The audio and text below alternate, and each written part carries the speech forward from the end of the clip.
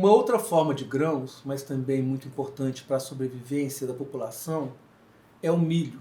Embora o milho seja uma planta presente em toda a extensão do continente americano, nós vamos observar um mito particular da cultura asteca, que também tem nesse alimento uma das suas principais bases da alimentação. É o mito de Ticomecoatl, que poderia ser traduzido por sete cobras.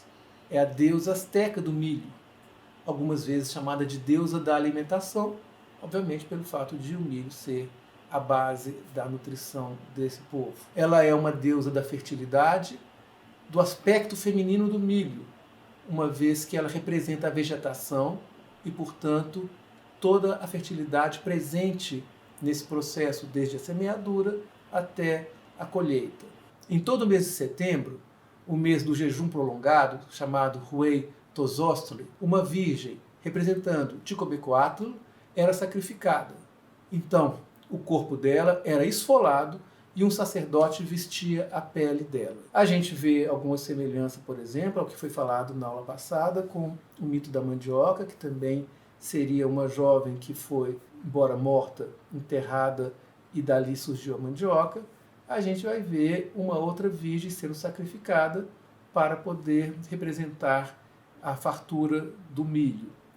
O fato de ela ser esfolada faz com que, quando o sacerdote veste a pele dela, ele está representando, ele está encarnando essa entidade. Pode ter um caráter sádico e também o fato de ser uma mulher que é sacrificada também pode ser algo que diz respeito a uma imposição de um poder androcêntrico sobre a população feminina.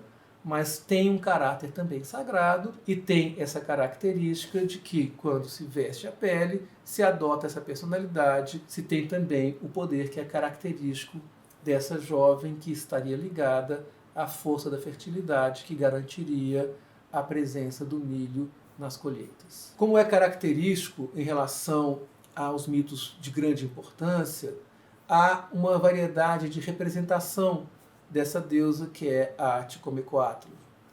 Pode ser uma jovem com flores aquáticas, uma mulher cujo abraço significa a morte inevitável, e também uma mãe que leva consigo às costas o sol. Ela é a parte feminina correspondente ao deus masculino do milho, chamado Sinteotro. Também, conforme nós vimos na mitologia grega, existe um ritual, uma festa associada a essa deusa. No caso asteca, seria a quarta festa do ano, com o nome de a Grande Vigília, ou o jejum prolongado. Era comum que se levassem para o templo 7 espigas, que seriam usadas na semeadura e, certamente, elas eram levadas para que elas pudessem ser imantadas, para que elas pudessem receber essa energia necessária para garantir a sobrevivência, a fartura, que essas sementes iriam brotar e que o milho seria, então, disponível em abundância para a população. O número 7 diz respeito a um ciclo completo e, geralmente, está associado a uma das partes do ciclo da Lua, o que nos leva novamente a associar essa cultura agrária à identidade também com a Lua e com essas funções femininas. Quem levava essas 7 espigas eram 3 virgens. O número 3 está geralmente associado a um ciclo perfeito, começo, meio, fim, passado, presente e futuro, e também, como nós vimos já em outras aulas, em relação ao ciclo lunar, uma divisão ternária desse ciclo lunar referente à jovem donzela, à mulher adulta e à mulher velha, a anciã. Uma das moças, então, era pequena e usava um cabelo curto. A outra era mais velha, com cabelos longos, e a terceira, já adulta, tinha o cabelo preso em volta da cabeça. A gente vai identificar, então, conforme foi dito, a criança como origem da vida, a jovem que é fértil e a velha que é sábia. Aí está nítido o ciclo da vida e essas 3 formas foram muito bem caracterizadas em relação ao cabelo inclusive a extensão do cabelo. Para a realização desses ritos, algumas penas eram colocadas nos braços e nas pernas e os rostos eram pintados, provavelmente para se assemelharem à deusa vermelha do milho, a quem deveriam personificar nas várias fases do crescimento do cereal. As penas são também elementos muito comuns e muito importantes na mitologia mesoamericana. Uma das principais divindades, o Quetzalcoatl, é a serpente emplumada. Então, é quase que garantido que as penas atribuem um valor de grande importância na transcendência, na grandeza divina que se associa ao objeto no qual elas estão presentes. Também os índios da América do Norte tinham a sua mitologia própria para o milho, para essa importante fonte de alimento e de vida. Os índios do leste da América do Norte acreditavam que o espírito do milho tinha se originado do sangue da mulher dos grãos. Novamente, o sangue, a imagem vermelha, conforme a gente viu também na cultura asteca, e conforme a gente vê o sangue não só fonte de vida, mas muitas vezes ligado também à fertilidade, porque seria uma parte representativa da menstruação, que, por sua vez, é também sinal de fertilidade feminina. Entre os índios cherokees, por exemplo, é comum que o milho seja também associado a uma mulher velha, provavelmente por se tratar da parte do milho da colheita, igual a gente viu na mitologia grega com Deméter, que já era a parte mais madura, já era essa mulher mais velha, que chegou a ser, então, ceifada e que, então, deu a sua vida para que pudesse ser feito o alimento. Mas esse caráter, não só associado às 3 fases da lua, correspondente a 3 momentos do ciclo da vida do ser humano, é também um caráter ligado à planta e à fertilidade. Por isso, não era só uma mulher velha que estaria presente na narrativa do mito. Existe também uma história que traz um caçador que vê uma bela mulher sair de um pé do milho.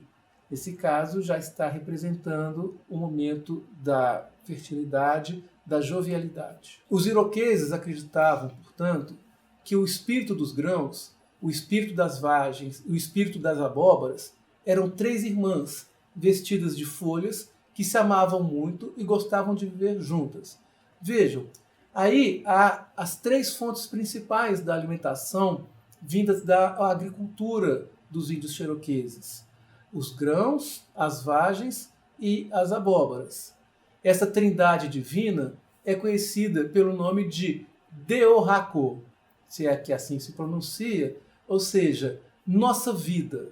É verdadeiramente algo que é identificado com a sobrevivência dessa população. As 3 pessoas dessa trindade não têm necessariamente nomes individuais e não são, tampouco, mencionadas separadamente. Elas fazem parte, então, de uma unidade representativa da vida, como o próprio nome diz. Os índios contavam uma lenda segundo a qual o milho era, na antiguidade, cultivado com muita facilidade, até que um ser maligno, invejoso do útil dom concedido ao homem pelo grande espírito, lançou sobre os campos uma praga. Nós vemos aqui, então, mais uma vez, um combate entre o bem e o mal, uma ameaça à estabilidade vinda de alguém que pode trazer o caos.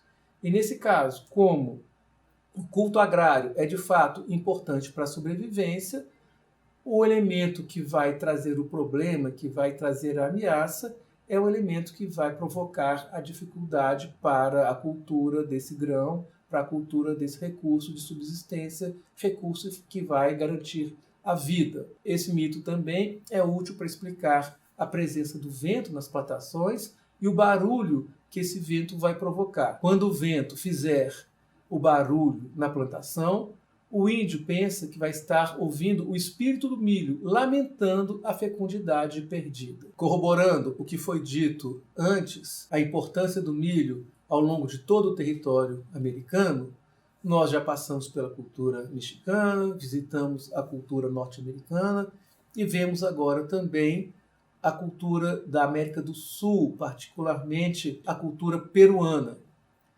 Nela a gente encontra o mito de Zaramama. é uma mãe, uma grande mãe, referente aos grãos no antigo Peru. Acreditava-se que ela encarnava na Terra na forma de espigas de milho, com alguma característica especial, como, por exemplo, espigas germinadas ou espigas de cores estranhas. Essas espigas eram ofertadas, pendurando-as nas árvores, algumas delas vestidas como mulheres, com saias, chales e brochas de prata. Aí a gente vê a interseção de dois cultos muito interessantes. Não só o culto ao grão e também à sua fertilidade e a sua presença como fonte de alimento e de fonte de vida, mas também a árvore da vida. Então, quando se penduram essas espigas especiais na árvore, vestidas de mulheres inclusive, renova-se o mito de que a árvore pode ser a fonte da vida até mesmo dos seres humanos. Eles teriam nascido de uma árvore conforme os frutos também nascem. Por isso, essas espigas estariam dependuradas na árvore e elas estariam também fantasiadas de mulher, porque a mulher é a fonte da vida, é a origem da vida. Também representando início, meio e fim, a vida que tem a sua infância, o seu ápice e a sua morte, esse povo representava o ciclo da vida por meio de danças rituais ao redor da árvore, após as quais as espigas eram queimadas para garantir uma boa colheita. Esse ato de se queimarem as espigas, ele está então chegando ao fim, que vai também representar um novo começo. Queimam-se as espigas, elas estão mortas, conforme nos outros rituais que a gente viu relativos aos grãos, e a partir dessa morte vai começar uma nova vida. Essa nova vida inclui essa boa colheita.